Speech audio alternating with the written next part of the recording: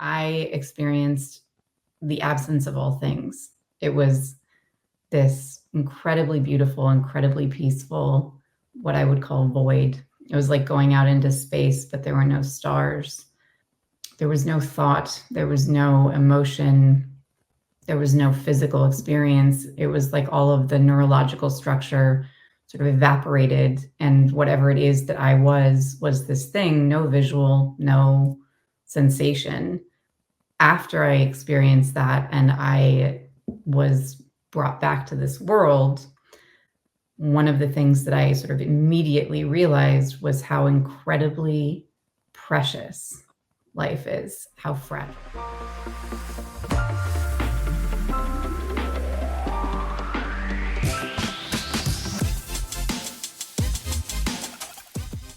Hi, I'm Elizabeth Uslander, and I'm on Your Superior Self. Elizabeth, thank you so much for taking the time. I am excited to have a conversation with you. I am learning to be more authentic, and some of your experiences are going to be really cool to talk about. So thank you so much for taking the time. Thanks for having me. So let's get this bad boy started. End of life care. That is your business, and it seems to be a business that nobody really wants to look at. And I have had recent experience with my own grandfather's passing and at his home through hospice care, and it was probably the most intimate experience that I've had this far with another human being, and seeing them in that state of being and being able to say goodbye and just really, healing, I guess, mourning his, him transitioning, and then just being there for my younger self, the child self that was coming up and grieving in that moment. So I can only imagine like what you experience in your daily life. But I want to know, before we get started, how do you, Elizabeth, experience this reality? This reality of life? Mm-hmm. Oh my God. What a question. How does anyone ever answer that?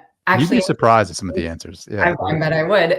Interestingly, through the lens of death and loss, which might have a lot to do with why I'm in the field that I'm in. My life really, I had losses before I was born that I learned of when I was a really young child, family members who had died. My aunt died when she was a baby. My grandfather died before I was born. My other grandfather died when I was young, my great grandmother when I was young. And so I was connecting with this experience of loss and death and what brings it about, because they all died in different ways from a really young age. And that might have sort of started me on a bit of an existential trajectory. And I started really exploring, like, what does life mean?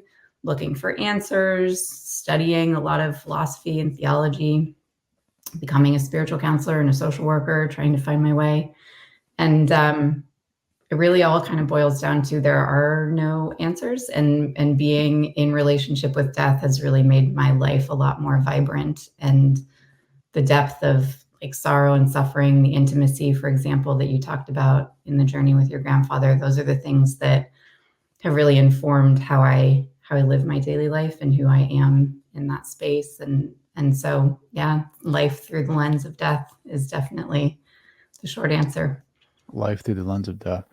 So you said that's something that hit me, like, and your answer was like, there really is no answers.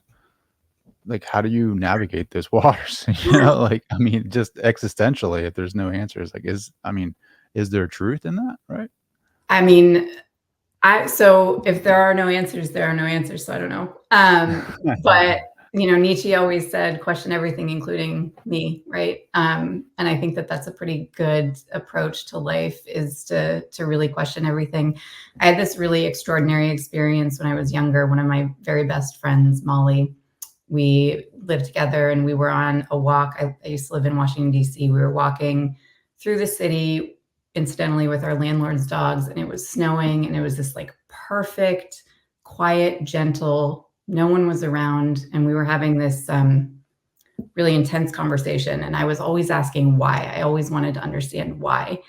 And I remember so vividly, she just stopped dead in her tracks and she looked at me and she said, maybe you're not supposed to know why. And that changed my life. Like, it hit me at a core level, and it made me realize that all of this time I had spent looking for the answer, why am I here? Why is this happening? Why am I experiencing this? Whatever. Um, maybe I didn't have to spend my time doing that. And maybe I could spend my time doing something else. And that was one of the most formative moments of my life. And when I was with her and her family on her deathbed a number of years ago, it became more clear what that meant for us as people who were in relationship and connection. And really what it boils down to is like, let's just be here, loving each other, experiencing this, and see where it takes us. Life is a journey, it's an experiment. And the thing that matters most is who you're on the journey with. So maybe stop asking all of the questions, or if you ask them, don't worry about whether or not there's an answer. I have a love-hate with Nietzsche, right? Like, I read some of his stuff. I'm like, this guy's brilliant. And then I'll read something else, and I'm like, oh man, I don't resonate with that at all. But he's a brilliant guy. What are some of the misconceptions about death? Oh, I think that a lot of people think that it's scary. It doesn't have to be. I think one of the things that I've witnessed that's really powerful is seeing how people in their end of life journeys, as they're coming closer to the transition, they seem to understand where they are. They seem to understand that their life is coming to a close. They seem to understand their lived life in the context of whatever their legacy is or the transition that they're experiencing. And they tend, in my experience, to have a lot more peace with the fact that the transition is happening, the fact that they are nearing the end of their life, and that they will soon be somewhere else, nowhere to be found. And it seems like the loved ones often are the ones who experience a lot of the stress and strain. They don't get a lot of the support that they need. No one's really there walking with them, helping them understand what their loved one is going through, or maybe how they can navigate it. So I think the myth that it's scary is something that is really well resolved with the right support. And I think it's an important one to bust, because it doesn't have to be, and it shouldn't be.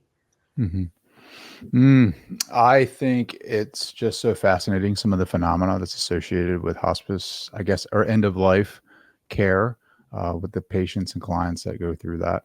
Can you talk about that? Because how you've seen the show. I'm into that metaphysical phenomena. Like, can you talk about some of the commonalities that people experience when they're transitioning? For sure. Well, there's stuff that we've talked about, like the people sometimes see people who have passed away. They're experiencing visually loved ones who are no longer with us. That's a pretty common one.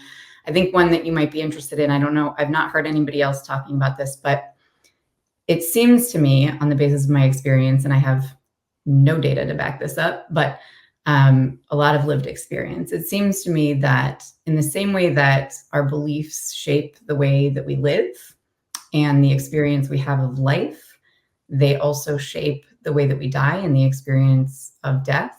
I have been with people who were very, very ready on every level, mentally, emotionally, spiritually, socially, every level. They were complete and they were ready to go. And they moved through that transition really quickly. And I've been with people who were a lot less clear about where they were going or what was happening and how it was happening. And it seemed to impact the journey. It seemed to bring up more stress, more maybe resistance. So knowing where you're going, I think, is something that really matters in the question of how you experience the end of life journey, which I think is kind of interesting. Sure. Have you had the experience of having clients like try to be as conscious as possible when making that transition? Like, there are some people that that try to remember this so they don't re-enter the I guess the karmic wheel, or whatever you want to call that. So they're either chanting or doing some type of meditation. Have you had any experiences with that? Yeah, for sure. There are a lot of people who don't want to take medication because they want to be conscious at every level that they can be. There are people, definitely, I've supported people who had particular, for example, Buddhist practices where they were chanting, or they had family members who were in ritual around them. I think that again, like the idea of what you think is happening is part of what defines what's happening. So people who are experiencing those rituals are experiencing whatever the ritual means to them. There are other people who might not experience rituals, but may have a similar experience because of the meaning they ascribe to whatever it is that they are going through. And I think that meaning that we ascribe to the things that we experience, the surroundings that we're in, whatever it is, the ideas that we have, is really the defining characteristic more than the act of anything in particular. Sure. So can I ask you a personal question? Sure. Like, how would you define spirituality in your own context from your own experience? Like, what do you think is the ghost behind the machine, I guess? That's a really interesting question. A friend of mine who's a physician just posted something about spirituality, and he posted a definition and he said, "Is anything missing?" And I thought about it a lot and I read what everybody wrote. And the thing that occurred to me was, and this is probably going to be kind of annoying because it's one of those non-answer answers, there's no such thing. So one of your questions was, what's your favorite book? My favorite book is Dynamics of Faith by Paul Tillich. He's an existential Christian theologian. And in Dynamics of Faith, the gist of it is that he talks about how anything that we think we know is really just a symbol pointing to something that is ultimately unknowable. And he calls that thing the ultimate concern. I think spirituality is the experience of the ultimate concern, and it can be defined in as many ways as there are human beings, and it can be interwoven with science, it can intersect with science, it can be entirely about like an internal experience, a meaning that we make out of things, it can be about practices, it can be really anything. And I think that's what's so interesting about spirituality, is that it's kind of undefinable. And especially in the context of like our understanding of it. I mean, there are things that used to be ascribed to spirituality that we now understand through science. And surely that will continue to evolve over time. We will continue to be able to measure things that we can't even name, and they will no longer be spirituality. So I think it's a really personal thing. Yeah, I think the tools we have now just don't measure what is true. True on the other side, right? I think our 3D tools that we use to measure this physical reality, as materialistic as it is, just doesn't capture the things that we cannot see, which is unfortunate because now science has traditionally said that what we cannot measure does not exist. So the non-physical world, the other side, we cannot measure, so it doesn't exist. And I think people are just so curious now to really dive into that other side, the other part of themselves. I feel like we've been cutting a part of ourselves off through the years because of programming and rules and just status quo. And ultimately, that part of ourselves has gone hungry for a very long time. And you're seeing people more and more curious to, like, what is it that we truly are? Like, what is the awareness behind the eyes? Like, what is consciousness? People use this word all the time, but what is it? And quantum physics continues to come up with this new science that doesn't, what is this 3D reality? You got scientists that are writing papers in Nature magazine about astrophysicists saying that the universe is straight up mind and it's spiritual and to have fun. And then you have Nobel Prize winners saying that local realism is false. So that's the mystery, though, right? Like, will you ever know? I don't know if we'll ever know unless we have that experience. But I think you've had an experience of death, right? You want to hit on that a little bit? Because I think it's interesting that you've had that experience and now you're working in end of life care. So For I would sure. really love to dive into that. I mean, first of all, just to kind of touch on what you were saying, I think I think we are constantly, I think that's what science is constantly trying to explore that which we don't understand. And so much of what we don't understand is life, how it's lived, and then what happens after. So, that we mentioned quantum physics, there are so many different ways in which the intersection of quantum physics and spirituality have become now part of common language, which couldn't have happened 20 years ago, 40 years ago.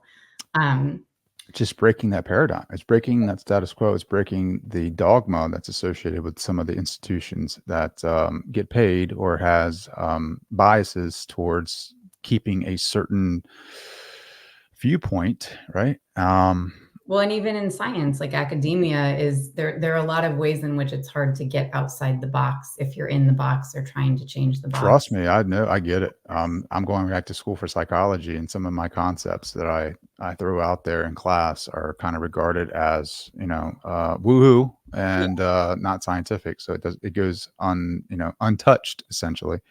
But I think it needs to be looked at. I think once we start to accept some of the concepts a little bit more that quantum physics is bringing to the table, I don't even know how that would even happen if we start accepting some of the research and the literature from quantum physics and implement them into our sciences, how that would actually change.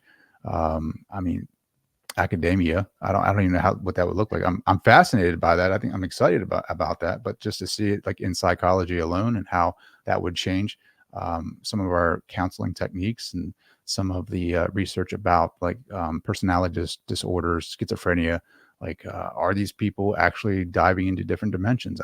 We don't know, right? We can't, science right now won't touch it. And I just, maybe they are seeing something that we're not. And I think we need to, instead of just writing it off as a mental illness, let's look at it as collecting qualitative evidence or qualitative data and go from there. But yeah, I'm excited about your near death. I like to really dive into that.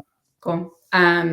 So I had an experience where I was in a different space. My experience was, I've talked with a lot of people about their near-death experiences a lot. I've talked with people about their near-death experiences, and some of them are different.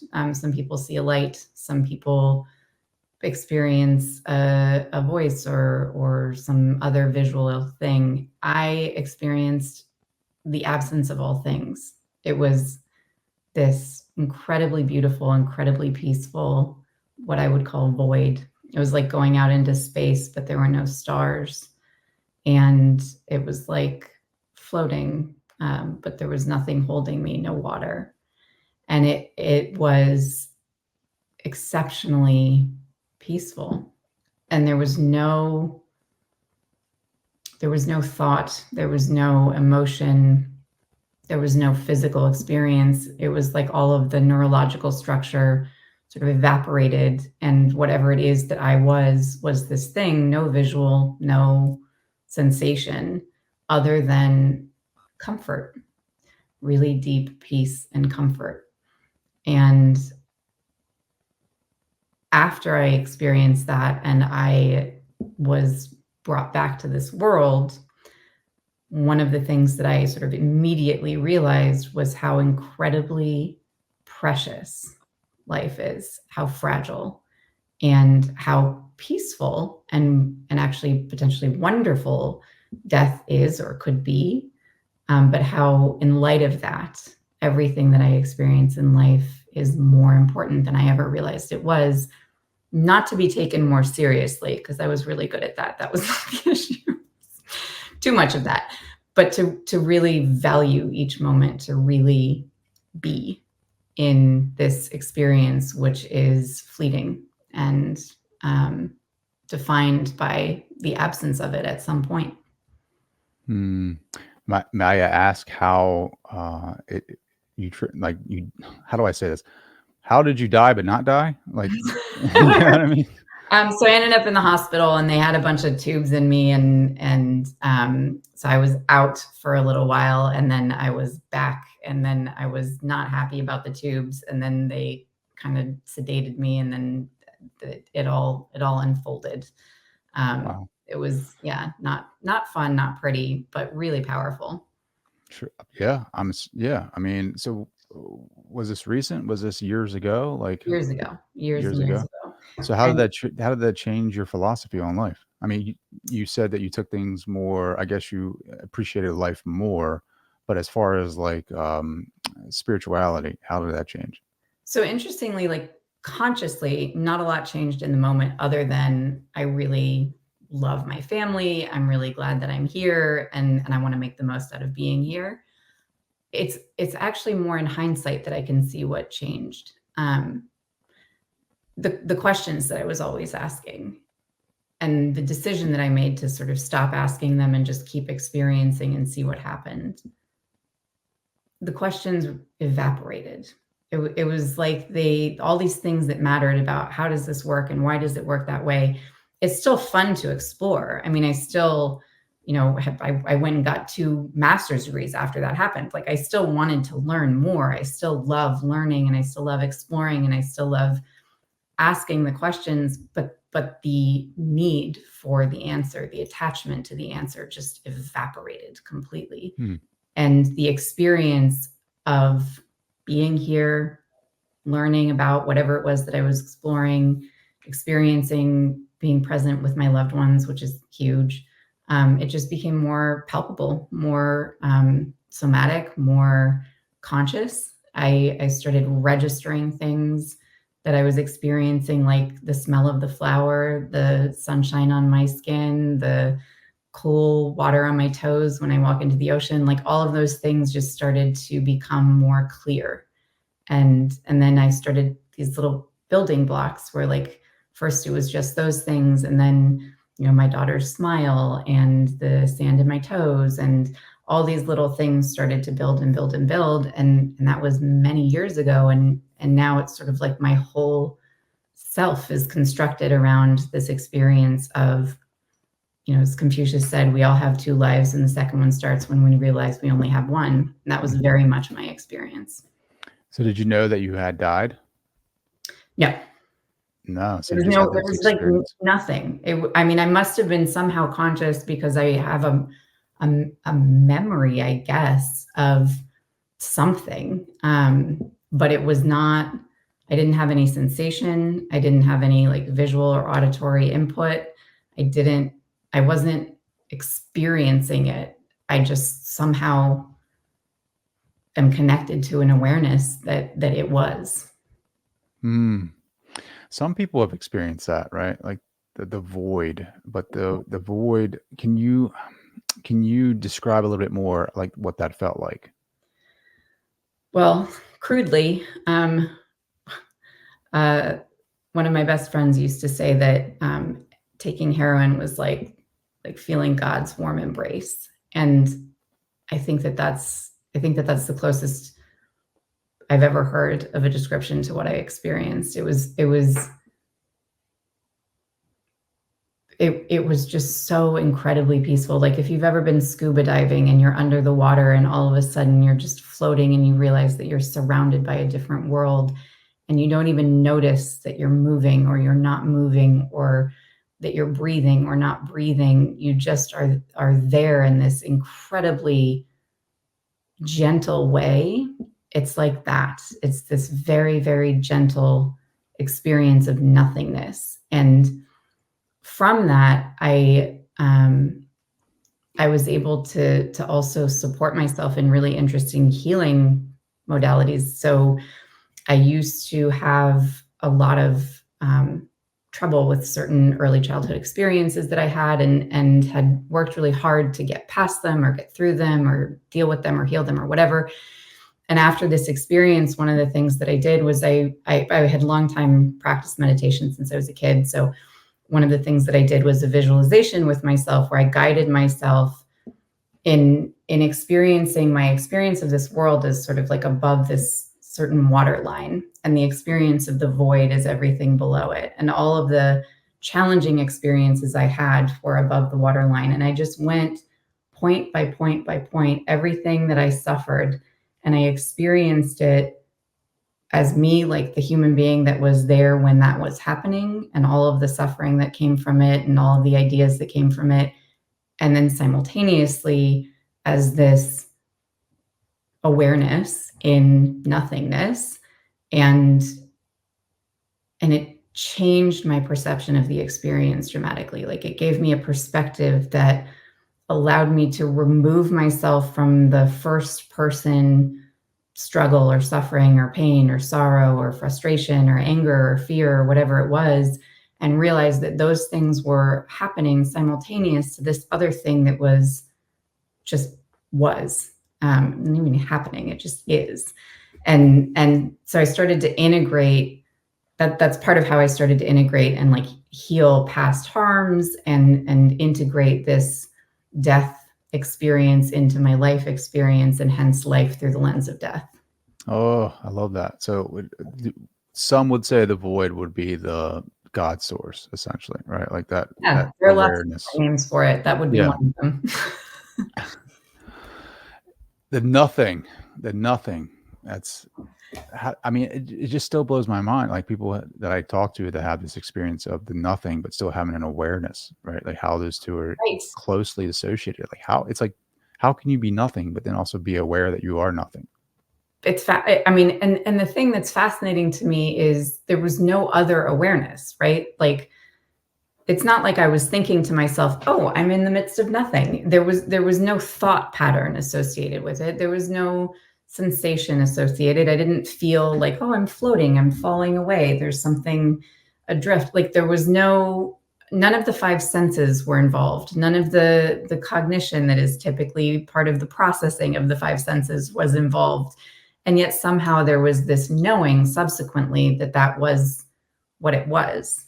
And again, it didn't really consciously clarify itself until a long time later. It was, the impact was immediate, but the recognition of it came later as I continued to kind of explore grief and loss and death and family and healing and all of those things. Sure. A lot of people, well, I shouldn't say a lot of people, people that go out into space, like astronauts, Yeah. have that feeling. I can't remember what the name of it is, but when they get out and they look and they turn around, they see the Earth, and they turn around and they see space, they feel like the same kind of like nothingness.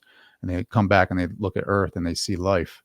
And it's kind of like what you're talking about, that paradox of like nothingness, and then us as being as human beings, and being in this moment, and experiencing life for what it is, and not trying to do life, more seriously, but probably with a little bit more grace, right? Like, be more here in the moment instead of, in the past and in our thoughts in the future, worrying about what's going to happen, but just really being present and just enjoying life as it unfolds. I think that's so fascinating. Um, have Certainly a you had long journey too. Sure. Yeah, yeah, yeah. It's like a process of forgetting and remembering, right? Have you had any more experiences in your life that were similar to that? Only through intentional meditation, not through like anything medical or anything like that. I've had experiences that link to that. When I lost, so my daughter's father died in a car accident, and that was also powerfully impactful and transformative, and began to shape a different version of my relationship with death. So my relationship with death from the position of being a living person experiencing the transition and dying and loss of a loved one.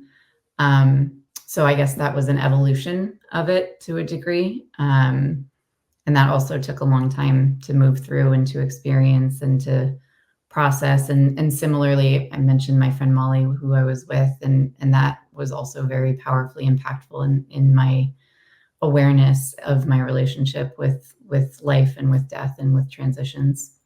Sure, man.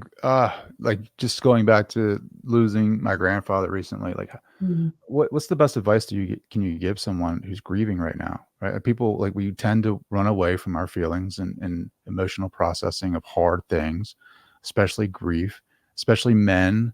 Not that women don't, but men, we are taught to push things down and to suppress things and step it up and be the strong male type, especially when the family is suffering.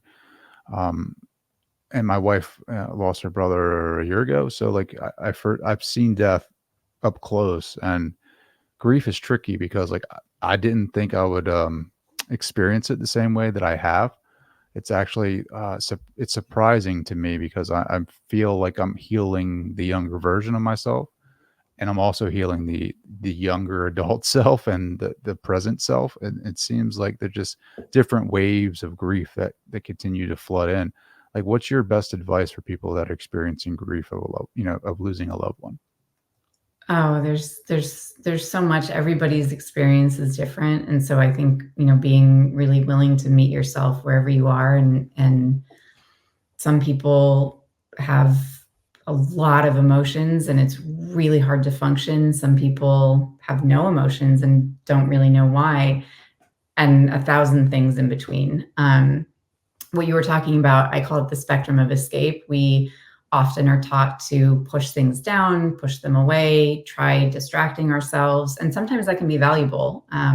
For myself, when I lost my daughter's father, I was so devastated that I really wanted to be on the other side with him. And I just felt this call to be with him, and he was no longer here. And that obviously was not going to work. We have a small child. I have to navigate life with her.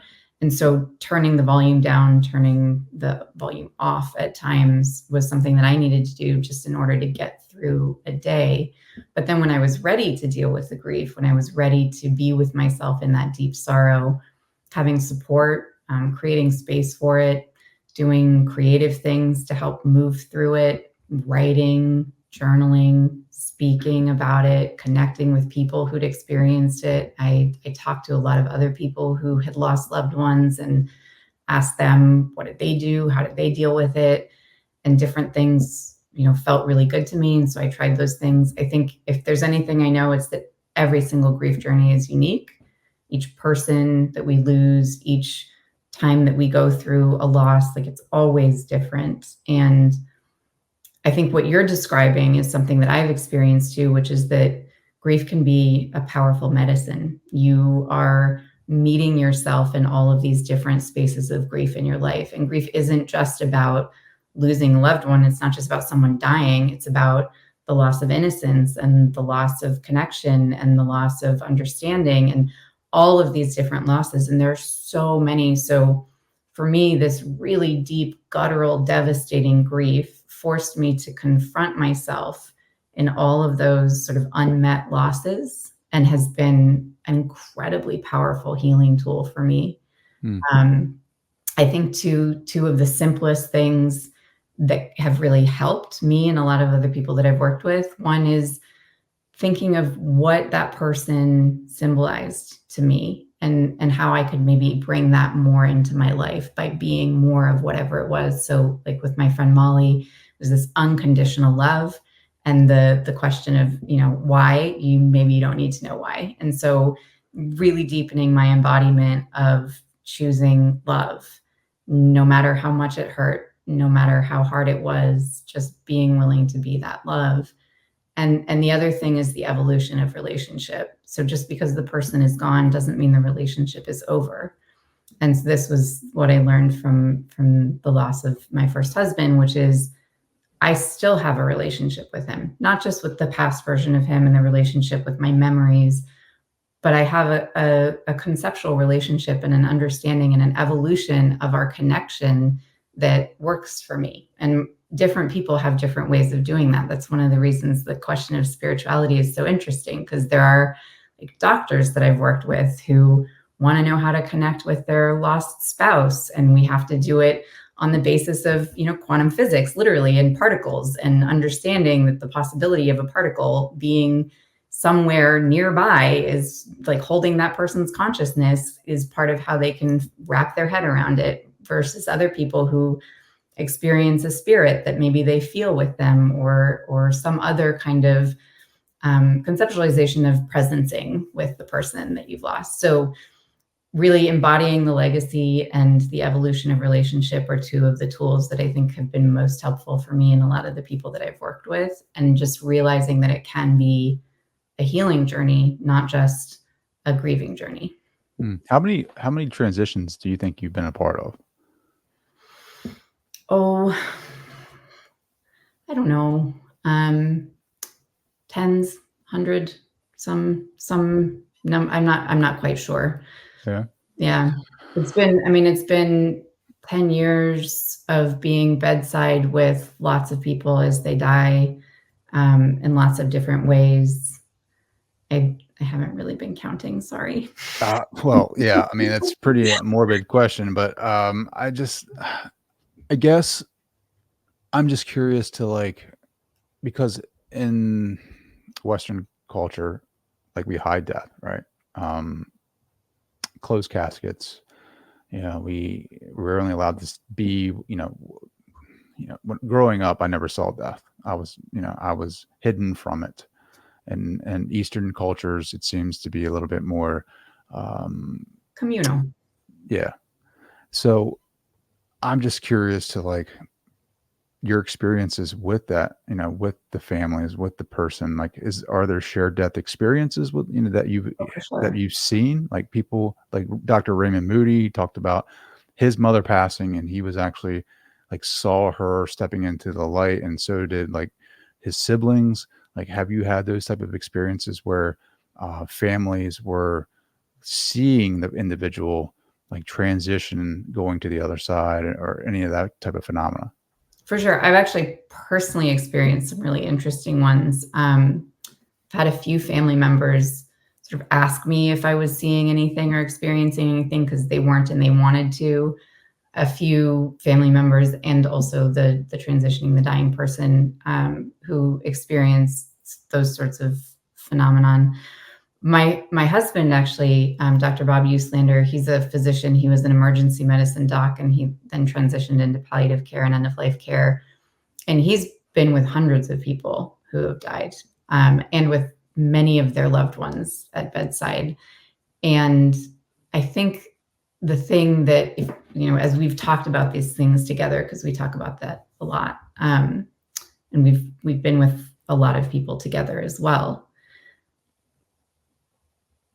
The connection that people have, it doesn't really matter what it looks like. Like, some people see things, some people feel things, some people hear things, some people experience no sensations. But there's a knowing, right? There's a knowing of the connection, and there's a knowing of the presence of the person. And there seems to be, with extraordinary consistency, an awareness, even if the person is physically dead, even if their spirit has left or the breath of life is gone, whatever the conceptualization one has of what dead means, even if the person is no longer there in that way, there are these, it's almost like the awareness of the connection, right? In the same way that there's an awareness of the void. You don't have to be experiencing the sensation in order to know that it exists. And I think some people are just more sensitive to those sensations. So like I had an experience, it was unbelievable. I think you'll like this story. So I was working with this woman for several years before she passed away. I was counseling her on like 2 to 3 times a week, at least, for a number of years before she transitioned. And I visited her just before, it was right around Thanksgiving. So I was leaving town to go to see my parents, and I visited her sort of right nearing the end of her conscious life. And I visited with her and spent time with her in the days leading up to this. And on this particular day, and when I was with her, I was touching her hand, like holding her hand, and I felt a reverberation of energy going kind of into my body. And the idea that I had when that happened was there was like a disconnection and like a recoiling of energy. Like, she was getting ready to go by releasing the energetic connection that we had. And I think it was the next day or the day after, I was visiting my family, as I said, and I was with my daughter, who, I don't know that she had ever met this person, maybe once, but was not close with her in any way. I was sitting in my daughter's room. She was doing whatever she was doing. And I heard a very deep breath, like a sigh, and I looked at her and I said, I asked her, what's up? Are you okay? And she was like, I thought that was you. I was like, no, I heard you sigh. I heard something. And she was like, no, I heard it too, but that wasn't me. And we both just sort of looked at each other for a second, like, what the heck? And I went to text the nurse who was with the patient that I had left the day before, and just to find out, like, if she's okay. Something made me think maybe, I don't know, reach out. And she had just died. I went to text her, and she, as I was writing the message, the nurse wrote me back or wrote me first and said that she had just passed away. Mm. I'm well convinced that was somehow, there's some way, I have no idea how, that there was a conscious relationship between me and this woman that allowed for an auditory experience of her last breath that was not only my experience, but shared and thus witnessed by someone else who was not in direct relationship with her, which is, again, that's a phenomenon that I can't explain. Sure. And I have my ideas about what it means. There may be some scientific explanation. Who knows? Maybe there was a draft at the very same time and it just made me think, who knows? But those are the kinds of things that I've experienced and that I've been with other people and witnessing them experience that make me think that there's something to all of this. Sure. I love speculation. I love to just let my curiosity run wild. I love to, let my imagination run, because I feel like, to your point, what you believe is what you're going to experience. Have you ever had clients or patients that were crossing over intermittently and with one foot over, coming back and reporting to you guys what they were experiencing at all? Not so much coming back and reporting, but I've definitely watched people, what I experience is going and then not quite going and not quite, and doing that for at times hours, where it looks like they're about to stop breathing and their breath gets really slow and their heart's about to stop, and the physical body, you can see it just almost coming to a close, and then all of a sudden not so much. And that's a very normal thing, right? For people to go through those things. It's very, very common. But the question is, what's really happening? Is it just a physiological experience, or is there some consciousness, some will, some energetic thing that's occurring at the same time? And it seems to me that it is just sort of like a not quite ready, or there's something left to do, or there may be some, whether it's conscious or not. And again, this notion of awareness, right? So knowing the void without being conscious technically of it. I wonder about that space. Are these people knowing where they are, whether it's here, there, or halfway in between or whatever, but not necessarily conscious of it? And are we ascribing conscious experience to it? Are we saying, oh, well, if they're teetering this way and that way physiologically, does that mean that they're also psychologically wondering or preparing or releasing or something? Maybe not. Maybe they just are there, and none of the things that we think are happening. Who knows? Who knows? Do you think you have a closer connection to the other side because you've might have stepped your foot into that space and experienced it and come back? Do you think you have any type of are you sensitive to, you talk about having a relationship with your daughter's husband? Do you think it's a little bit more salient because of your experience over there? I think it's actually less to do with my near-death experience and a lot more to do with other things. So I was raised in a very interesting home with a lot of focus on spiritual practice and things like psychic mediumship and channeling. And I've always had a pretty high sensitivity to energetics, especially in a kinesiological way. And that was something that I sort of experienced, but didn't really talk about or know what to think about for a long time. So who channeled in your family is what I want to know. My mom. Really? Who she channel? Oh, Master Chang is one of the masters that she channeled for a long time. She is currently writing a book on in the voice of animals that she met when she was in Africa. Long list, actually. She'd be you would love her. She's a very interesting person. But so being raised with those sensitivities and the awareness of those possibilities, but also having the skepticism of, for example, like a teenager raised in the West and being like, well, that maybe is real, maybe not. It was actually the loss that I experienced more than the death that I experienced that connected me to it. There were a couple of things that happened in my relationship with my mom where I was like, all right, that stuff is real. I don't know anything about it. I don't understand it, but I know that people can have these supernatural connections. And I know that people can have information that they shouldn't be able to access. So I believe that because that's happened to me with her.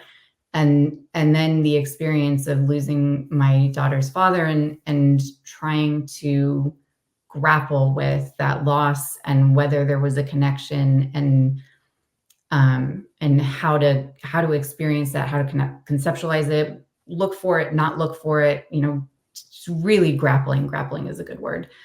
And through that, I ended up coming to my own conclusions, which these are, like Nietzsche, like these are my ideas, right? Everybody has different ideas. And I would never want someone to think that just because I think something for myself, they should think that too. That's not a real thing. I don't believe in that at all.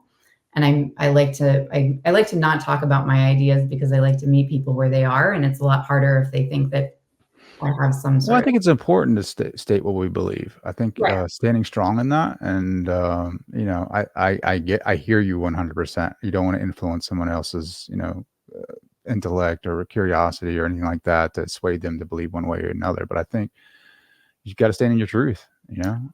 Well, I think it's a little bit of both. If you're trying to help people, you have to meet them where they are. And if you're trying to be you, then you have to stand in your truth. And the balance of that is what I think everybody's trying to do. But the gist of it is I came to understand that there is something, there's some energetic connection that is and that persists. And again, like we can ascribe whatever meaning we want to it. We can say it is whatever we think it is. Who knows what it actually is? But I do believe that there is something. There's something that ties us together, especially the people with whom we share consciousness. I think there's something that ties all of life together.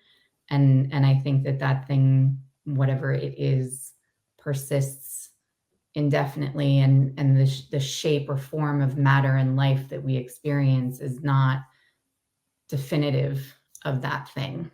Mm-hmm. So when you had that void experience, did you still feel like Elizabeth? Did you still have that that feeling of awareness, or no? No, there was no there was it was sort of like being a drop of water in the ocean. You're a drop because you're a drop of water, but you don't know that you're a drop because you're in the ocean. Mm-hmm. And so again, like the awareness was an absence of consciousness. There was not a I am me in the void. There was just like this The sense of void. being. Yeah. So your mom channeling, Yeah. I love that. I feel like that is so awesome because I've never had a conversation with a child that had a parent that channeled. You might be the first person I've ever talked to that had a parent that channeled. So when you're growing up and your mother was channeling, like, was she giving you advice? Like, Oh boy.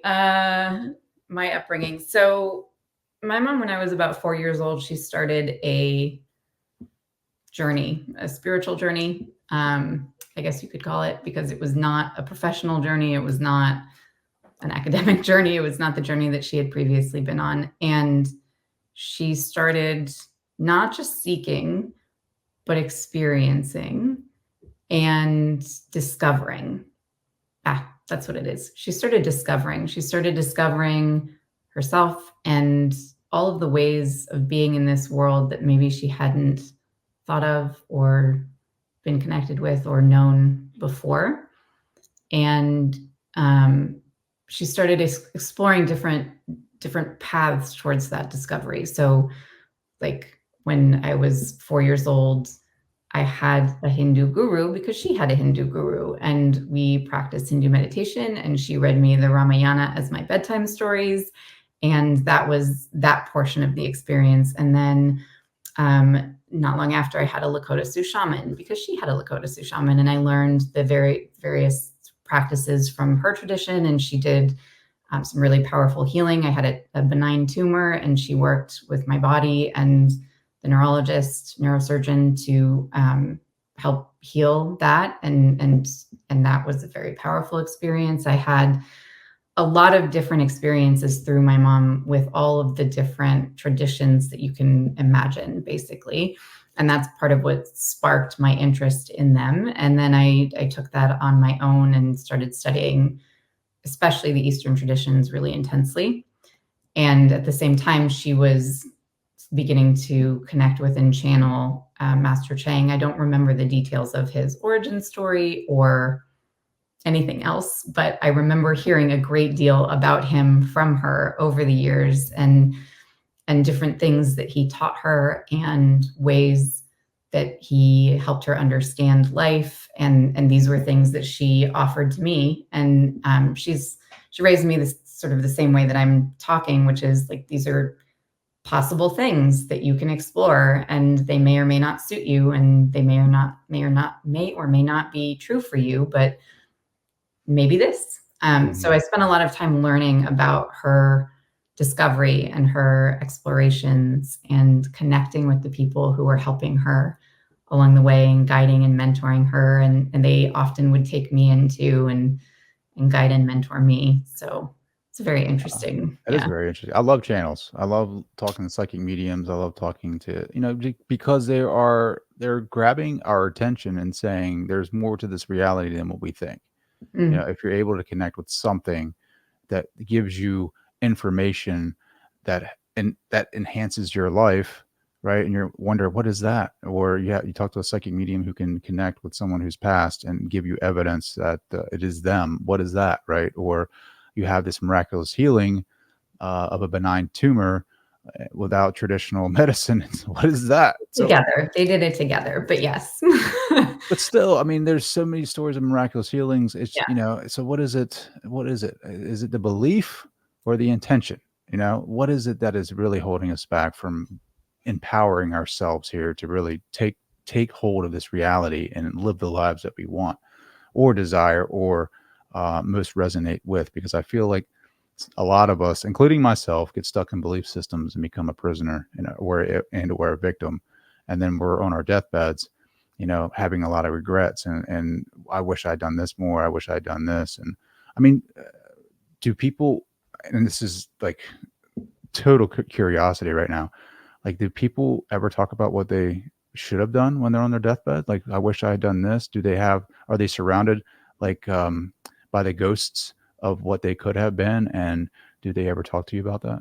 Yeah, for sure. Less like on the direct deathbed, but in the time leading up to it, people definitely explore that. I mean, I'm a social worker and a spiritual counselor, so that's literally was my job was to connect with people at that level and help them move through anything that they had not yet had a conscious relationship with or processed in whatever way they needed to. I've heard a lot of people talk about what they loved about life and who they loved being and who they loved being with, and what brought them a lot of joy. Lots of people who really just want to tell stories about the things that bring them joy because the memories bring them joy and the sensations that come with them. And so they just want to share that as many times as they can because that's what makes them feel most connected and alive. I've been with people who talked about what they wish they had done differently, things that they regret. Sometimes not so much things that they regret, but things that they wish were different. So I've had people who had like estranged children, and they talk about how they wouldn't have done anything differently themselves, but they wish that the relationship somehow hadn't become estranged or had somehow reconciled, but not because they wanted to do anything differently, just they wanted the circumstance to be different. So I think there's a big difference between regret and like a desire for things to be different. And some people wish that they had chosen differently so that they could be in a different circumstance, and other people just wish that the circumstance were different. And then some people are really just happy. And a lot of people are curious. A lot of people that I've been with are, they ask me, like, what do you think happens? What's coming? Like, where am I going? What comes next? I think a lot of people really wonder because, like you said, we don't know. So What do you tell them when they ask you that? Is that what you say? I just don't know. Like, I've experienced the void. no, no, no. I ask them questions and I invite them to explore their experience and perspective in a way that is devoid of mine, unless there's something that they really need to latch onto, and then I kind of offer a few different perspectives that are aligned with what I know and understand about their way of being and way of seeing the world and their relationship with life and death and the beyond or not. Mhm. But mostly I do my best to support people in their journey and sort of evoking for them a conscious relationship with what it is that they're looking for, rather than implementing anything of my own. Mm. So being surrounded by death, essentially your entire life, like what is it? How's it helped you to live?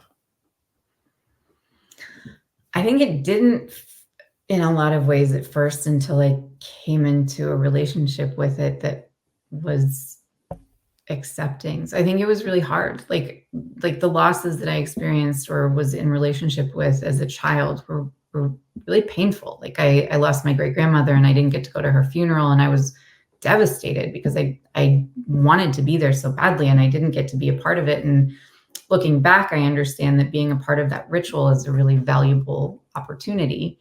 When my grandfather died, I remember talking to my oldest cousin who was very close with him. I was almost the youngest.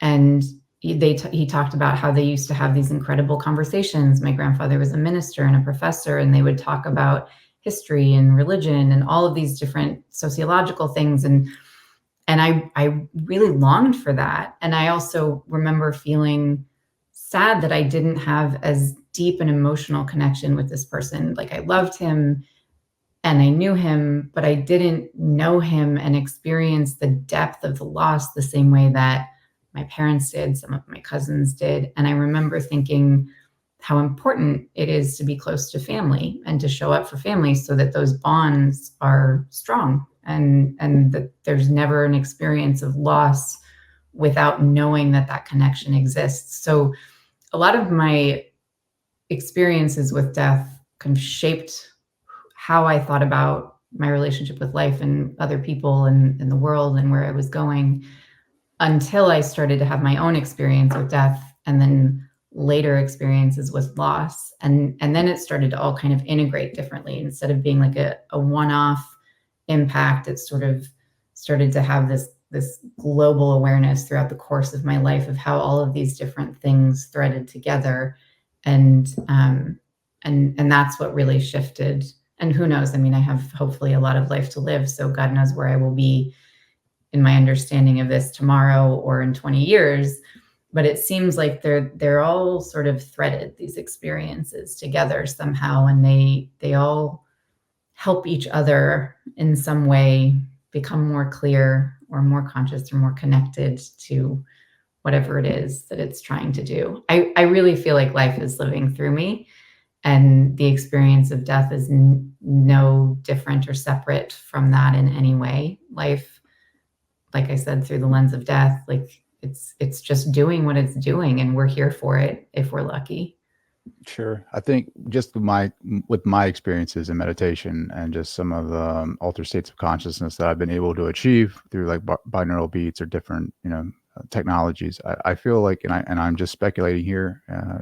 I don't know, but I feel like it's just a transition from one dimension to another, or from one state to another state, almost. Just like, you go to, how you come out of a dream and you're like, oh, I was, you're totally something different in the dream, and you thought that was real, and you were experiencing all these different characters, and you had your own little drama that was going on, and then you wake up and you're like, oh, I remember who I am. I am not that. And I think that might be death. I think death is that transition. And then, metaphorically, you wake up on the other side and you're like, oh, I wasn't that. I'm this. And I think it just continues to go on that way, I think. And who knows really what the end game is, or if there's an end game, or what the purpose is here. I think for me, it's an evolution of sorts, to like, I like to think this. I like to think that I chose to come in as this persona with all these, I built this construct of a life, and with all of these programs and scripts that I grew up in. And can I remember who I am while I'm here? Right? Can I remember who I truly am? And can that change the quality of my decisions here? And I could say that, the more that I ponder that question, the more I go deep into meditation. Like, I know what I'm not, but I haven't found what I am yet. And I'm starting down this path of like unraveling that ball, that thread of yarn of like, all the things that I thought it was that were just masks, or just like the persona, these labels, these ideas, these programs of like, I feel like my life to a certain point isn't a blueprint of everything that I thought was true. And so like, how can I take that and really go within and find that authentic self, like the authentic version of me, like whatever that is, and start living from that space and start having different experiences. I've heard many terms for this, like that dark night of the soul, where you truly don't know where you're really at or who you are, but like you have to go within, like to find the light, you have to go through the dark. And like, I truly authentically want to know who I am. And, will I succeed? We'll find out. But it can be scary for sure, because it's like, we want to anchor ourselves in this reality. Again, it's like Plato's cave, where, you turn around and see the fire and you realize the shadows aren't your reality. There's something totally different there. But I think it's, setting the stage for that change to take place, and just continuously, showing up and making yourself available to experience yourself for who you are. You know what I mean? I don't know that any of that makes sense. I'm just kind of like, I'm in my feels right now. It makes a lot of sense. I think a lot of people experience a lot of what you're talking about. I can relate to a lot of it too. I think, the practice of meditation is really valuable. Lucid dreaming is also another really interesting way to experiment. Visualization, hypnosis, these kinds of consciousness at different levels simultaneously experiences where you can play a bit with that wondering of who you are and trying different things on and seeing how it feels, and then experimenting with it in the world. Sure. But I also think there's a bit of, you said it's scary, right? Dark night of the soul, you have to go deep to come out. Lots of different mythologies around that. I've been through that more than a few times, and my experience is being disoriented from who you think you are is terrifying. It's also Sure. not something that most people would choose. And when people talk about like ego deaths, I'm always curious to know what they're talking about, because it's pretty unusual for people to just completely lose a sense of themselves and reality. And typically what we call that is mental illness. And those of us who live with chronic illness and mental illness and these kinds of really challenging of our sense of self and ideas about who we are and what society says we are and those kinds of things, we know that it's not what everyone else thinks it is, but we also still don't know what it is. And so I wish you well in your journey. Yeah, I wish you well with your mental wellness. It's magical. And you get everything you're after. Well, it's like, even with like, I don't know, we just like how we've gotten to this point here, right? Like, just kind of dissecting, looking at death very personally in the last 3 weeks. Like, what is it that makes a life? All the decisions, like, am I making the decision because it's actually what I want, or is it because it's been influenced by someone, like, or is it some type of, me wanting love from someone, so I'm going to be the good boy and, like, display this type of behavior so that I get that love, like, those are the types of concepts that I've been grappling with to, like, really dissect the persona and say, like, all right, up to this point now in my life, like, what has really inspired me to become this person, this version of myself? And for me right now, I would say it's probably the curiosity of the unknown, the curiosity. My spirituality has, I mean, really changed who I am. I mean, 10 years ago, I was totally different than what I am right now. And I think that is evolution in its simplest form. But it's also like, as you get closer to uh, realization, self-realization, I think you start seeing what you're not. And that's scary because you've grounded yourself, you've created this life thinking you are this. It's like having that void experience. It's like you're this, and all of a sudden you're that, and it's like, but Oh, you're it's both much you're both less of them. fun than the void experience. But you're both of them at the same time. It's just like, Yeah. you can't explain it. There's just no words to describe it. But there's times when I go into meditation and that ball starts to unravel a little bit, where it's like, are you really Trey? No, I'm not the name. But then, like, what has Trey, like, been thus far? All the experiences up to this point. It's like what has motivated that?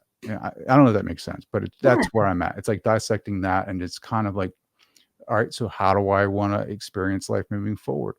I'm I want to step out of the victim consciousness, and I want to be more of an empowered, creative, conscious creator, if that Yeah. makes sense. I think so. Again, my perspective. I think that we are all of it.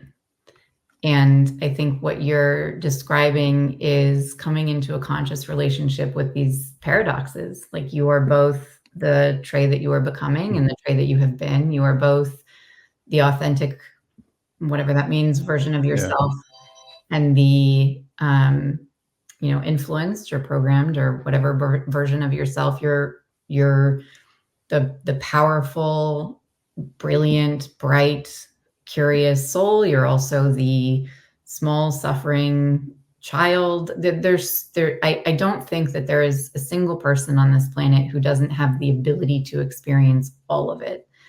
And I think that again, coming back to belief, I think that what we think is happening has a lot to do with what's happening. There's some things that I would like to have changed that I haven't been able to change. Is that because I can't, or because I haven't, or because I'm not supposed to? Or you talked about having this like construct that you came in kind of like a soul contract, is what I was hearing you talk about. And, hmm maybe that's a thing. And if that's a thing, then you can only change what you can change, and you can't change what you can't change. Who knows, as you become more and more conscious, as you practice more and more of your spirituality, consciousness, hmm awareness, whatever it is, who knows what more you might discover, and who knows what more you might decide to either let go or take on, Sure. or That's the scary part. That is the scary part, because it's like, what is it that is there more to let go? Because, like, to your point, I have conversations with people. I mean, I've had over 500 conversations with mystics, channelers, psychic mediums, psychologists, everyone, right? And everyone has a different truth. There isn't one way to self-realization or transcendence. It's like everybody has their own little thing. And that's what's scary. It's like, okay, well, now I have to go within. And but I think it's an ultimate, you must go within to find your own truth.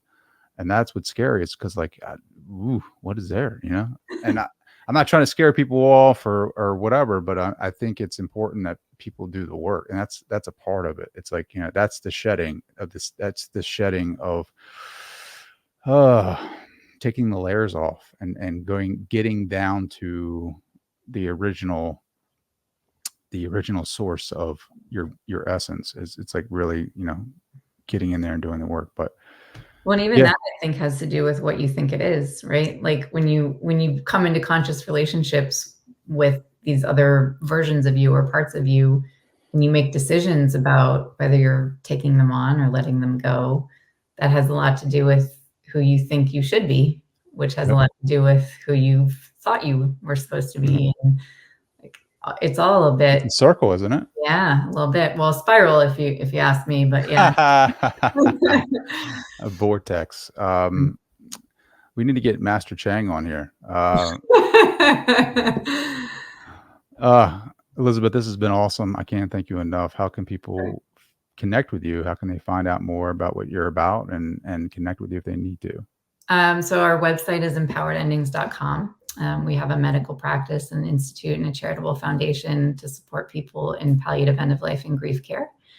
And then my personal website is elizabethuslander.com, and that's where some of the more woo-woo and historical and exploratory discovery experiences are. So empoweredendings.com is definitely the place where all of the most information is, though, and that's where all the end of life and support and information is. Awesome. What's on your heart before we leave that you feel like you need to share right now? I just would love for anyone who's listening to know that, like, wherever they are in their journey is fine. There's no, you don't have to anything. You don't have to find your way. You don't have to figure it out. You don't have to understand. You don't have to wonder. You don't have to seek. You don't have to not. You don't. You don't have to just sit there and not know. I mean, whatever it is, just be it. And you know, I always say you can only get where you're going if you start where you are. If you know where you are. And I think being with yourself in the space, wherever it is the most important thing we can do. So Beautiful.